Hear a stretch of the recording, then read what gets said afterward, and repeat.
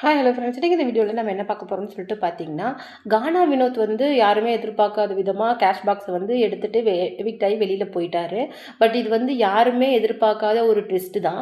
So இதனால் திவ்யா கணேஷ் வந்து ஓட்டிங்கில் லீடிங்கில் வந்துட்டாங்க. ஸோ வந்து எக்ஸ்பெக்ட் பண்ண கானா வினோத் டைட்டில் வின்னர் இல்லை அப்படின்னா மேபி திவ்யா கணேஷாக இருக்கலாம் அப்படின்னு சொல்லிட்டு மக்கள் நினச்சிட்டு இருக்காங்க. ஆனால் பிக் பாஸ் டீம் வந்து வேறு ஒரு ஐடியா வச்சிட்டு இருக்காங்க. ஏன்னா எதிர்பாராத ட்விஸ்ட் கொடுக்கறது தானே பிக் பாஸ். அதனால் மேபி அவருடைய கான்செப்ட் படி அப்படிங்கிற நேமில் வரவங்க தான் வின்னராக வருவாங்களா அப்படின்னு சொல்லிட்டு நம்மளால் இன்னும் கெஸ் பண்ண முடியல. ஆனால் மோஸ்ட் ஆஃப் த இதில் என்ன நடந்திருக்கு அப்படின்னா அந்த கான்செப்ட் படி தான் டைட்டில் வின்னர் ஆயிருக்காங்க. ஆனால் திவ்யா கணேஷ் தான் ஓட்டிங்கில் லீடிங்கில் இருந்திருக்காங்க.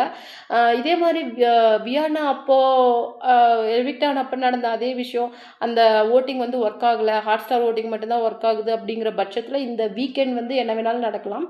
இது ஒரு பக்கம் இருக்கிற இல்லை, கம்ருதீனுக்கு வந்து ஃபேன்ஸ் மீட் வந்து ரொம்ப சக்ஸஸ்ஃபுல்லாக போச்சு. யாருமே எதிர்பார்க்காத விதத்தில் கம்ருதீனுக்கு வந்து அவ்வளோ சப்போர்ட். உண்மையிலேயே அந்த அந்த விஷயம் மட்டும் அவருக்கு பிக் பாஸில் நடக்கலைன்னா அவர் வந்து மேபி அவர் விஜய் பார்வதியை கூட லவ் கண்டென்ட் பண்ணி என்னமோ பண்ணிக்கிட்டோம்.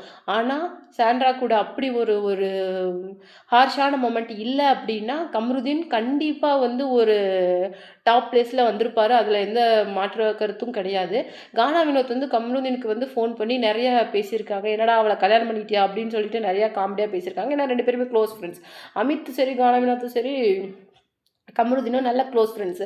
ஏன்னா இவரோட லைஃப்பில் வந்து அக்கறை வந்து கானா வினோத்துக்கு ரொம்ப, கானா வினோத்துக்குனாலே என்ன அப்படின்னு ஒரு விஷயம் பார்த்தீங்கன்னா லாயலிட்டி. அவருடைய லாயலிட்டி தான் அவருக்கு அவருடைய சக்ஸஸ்க்கே ரொம்ப முக்கிய காரணம்னு சொல்லலாம்.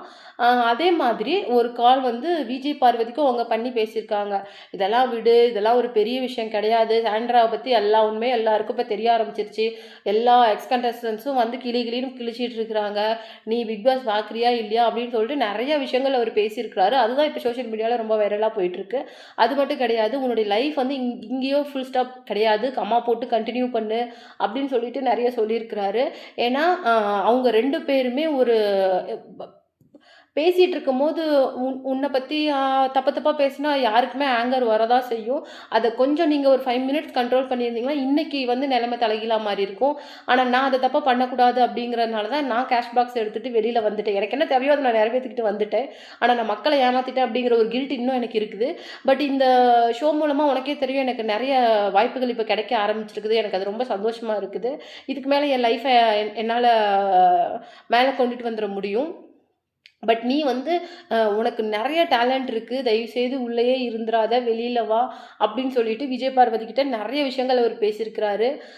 அதை பற்றி நீங்கள் என்ன நினைக்கிறீங்க அப்படி உங்களோட கமெண்ட்டை மறக்காமல் நம்ம கமெண்ட் பாக்ஸில் கொடுத்துருங்க.